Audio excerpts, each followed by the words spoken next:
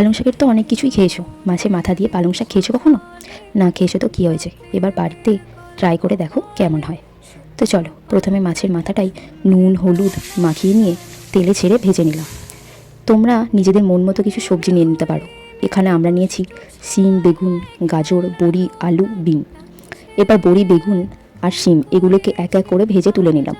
এবার কড়াইয়ের মধ্যে একটু তেল দিয়ে শুকনো লঙ্কা, তেজপাতা দিলাম, আর তার সাথে দিয়ে দিলাম আলু ও গাজর। ওগুলোকে ভালো মতো ভেজে নেওয়ার পর সেগুলোর মধ্যে লঙ্কা গুঁড়ো, হলুদ গুঁড়ো, জিরে গুঁড়ো আর দিয়ে দিলাম পালং শাকটা। এরপর তাতে একটু জল দিয়ে সেদ্ধ হওয়ার জন্য রেখে দিলাম।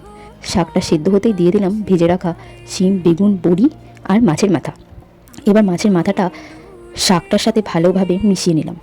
এগুলোকে আবার একসাথে নেড়ে চেড়ে 5 মিনিট রেখে নামিয়ে নিলাম। তারপর হয়ে গেল আমাদের মাছের মাথা দিয়ে শীষ পালং। এটা একবার বাড়িতে ট্রাই করে দেখবে, খেতে খুবই সুন্দর হয়।